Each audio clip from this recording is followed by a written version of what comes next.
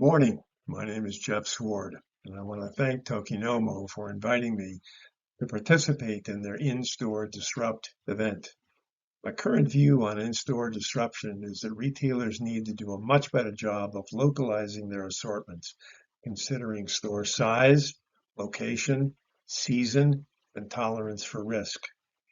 And I will note that it's more than a little ironic that the rise of the importance of e-commerce has made in-store execution more important than ever. My consultancy is Merchandising Metrics. Work with brands and retailers on developing content that gives them both great storytelling and profitability. Grounding principle of this development work focuses on 5R content. 5Rs are right product, the right price, the right place, the right time, and the right quantity. A review of the 5Rs shows how difficult it is to be right on all 5 metrics across a broad range of SKUs, locations, and seasonal status. Product and price are both design and data-driven, but the other components are overwhelmingly data-driven. Place and time are driven by risk level, demographics, and seasonality. Quantity is driven by risk level, demographics, and store size. It's complicated. Merchandising is not a post-design process that is a simple editing or curation of designed product. Merchandising starts in concert with the design process in order to give the design process the benefit of past performance where it can inform the development of future product. I call it probability merchandising. It is an informed, creative process that brings as much predictability to the floor as can reasonably be expected.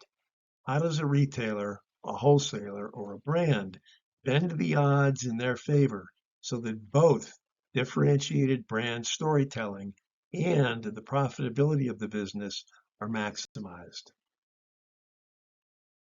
Here I'm going to try a little humor because my whole process involves the merging of left brain and right brain thinking, which means the merging of the left brain and right brain people. And they view the world differently. They respond to different inputs. So the dynamic can get a little difficult sometimes. And I thought this cartoon kind of summed it up rather cleverly. I'm the guy at the desk sitting there trying to make all the trains run on time. Earlier, I mentioned tolerance for risk. That's just another way of saying how different locations with different demographics embrace different levels of fashion and novelty. My approach formalizes how the assortment planning process can fine-tune in-store content to recognize all the different variables that need to be recognized. Here's a simple grid that looks at primary and secondary characteristics of all the products. The most basic product graduates to key items with a little fashion twist, and then graduates to fashion product with basic attributes, and finally to the most fashion-forward products. Here's what it looks like on a more simple linear scale. We start with low-risk basics, graduate to key items, then graduate to trend, and finally end up with the most novelty and high fashion product, which is the highest risk. Note also that this graduation of fashion and product complexity and risk also means a graduating level of manufacturing inefficiency. We can also assign levels of seasonality and shelf life, starting with seasonless basics that have 12 months of shelf life, and then shelf life diminishes from there. Key items with 6 months of life, trend product with 3 to 4 months of life, and the highest fashion and most seasonally sensitive product with 6 to 8 weeks of life. When the two very volatile variables of both fashion and seasonality are combined, it makes it easy to see how difficult it is to plan and execute 5R content for a national change. Even within one overall design, aesthetic, and attitude, there are potentially multiple seasonality requirements at any given time. Boston and Miami have very different needs from September to March. We need to look at risk with a lot of data and a little humor. We need to give risk a seat at the table during development and curation processes. Little Rocket Man here is a humorous way of looking at how a lot of people view risk. He says, I've got my helmet and goggles on. I'm all set. What could possibly go wrong? Well, the risk outweighs the precautions taken. The risk mitigation process needs to be a little bit more robust.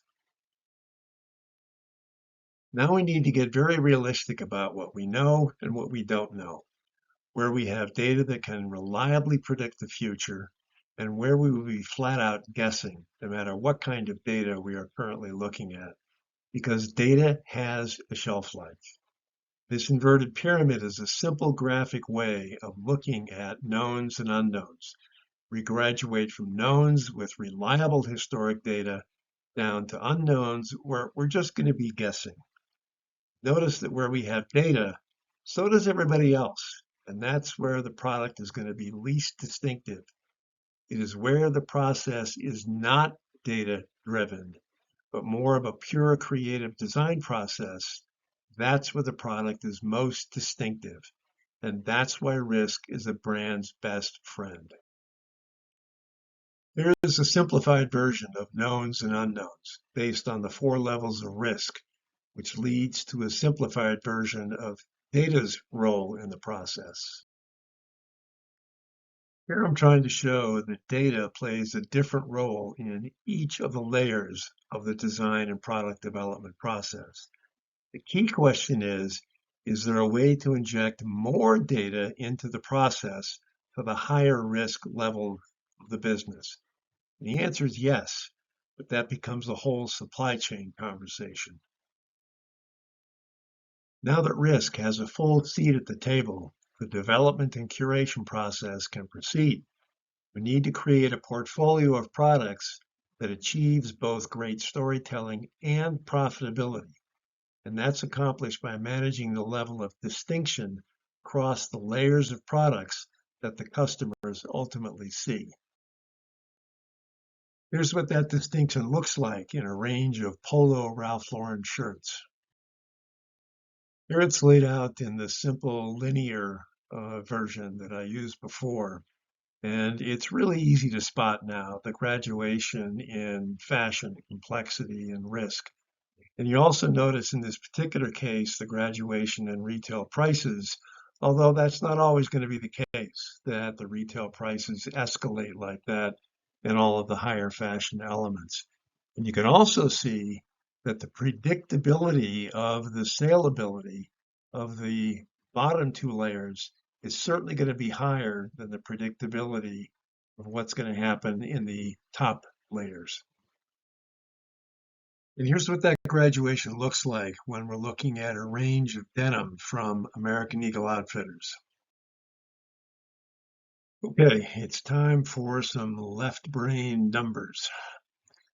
These are actual results from a branded wholesale business I ran back in the USA several years ago. And this is where it gets really interesting. Notice on the most basic product, it was 25% of sales, but 50% of profits. On the most fashion-forward product, 15% of sales, minus 10% of profits. And that's because this was a wholesale business. We had margin deals with retailers, and we had to write them a check when their margins fell below a certain level. Well, overwhelmingly, the checks that we wrote were based on bad sell-throughs on the higher risk levels of product.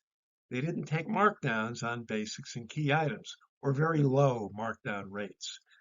So that our profitability as the wholesaler was based on this kind of breakdown, and where we had a lot of exposure in the higher risk products and very little to zero exposure in the lower risk products. That's what makes this process so difficult, You can't just say, well, I'm not going to do the high risk product because I can't make money in it or I might lose money. That's where all the brand distinction is. That's where all the storytelling is. So the whole crux of the matter here is how do I balance these four layers of product to have the best possible combination?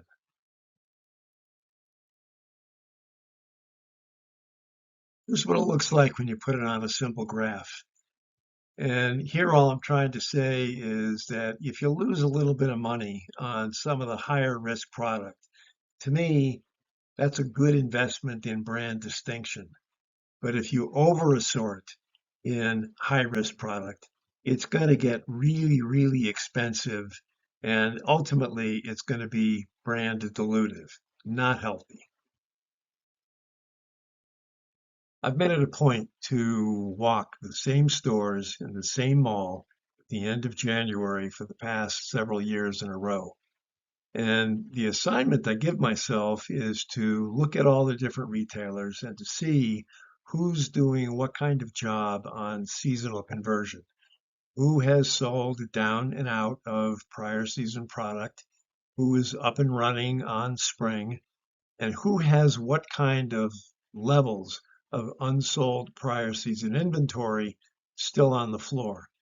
And sadly, year after year, I'm shocked at the level of unsold inventory that some retailers carry at the end of January.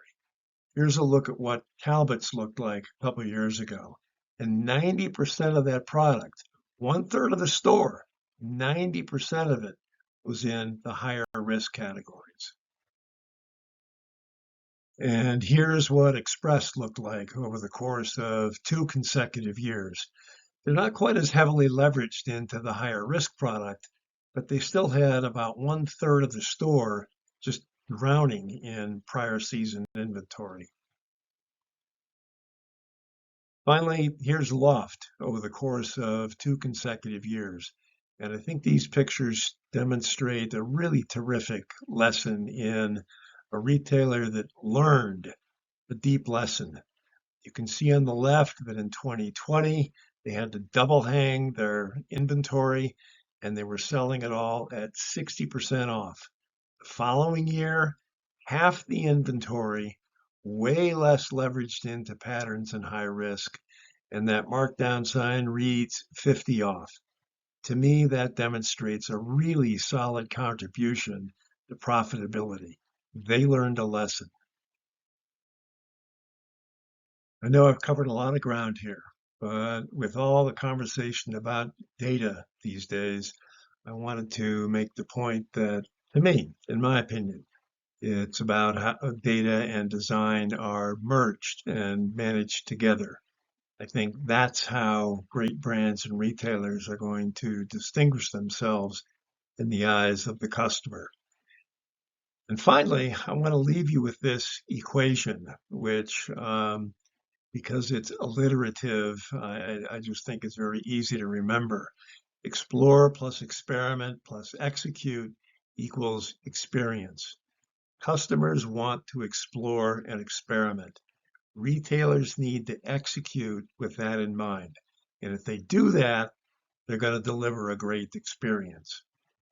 Remember, it's not a simple sum of the parts. It's exponential. And with that, thank you, Tokinomo.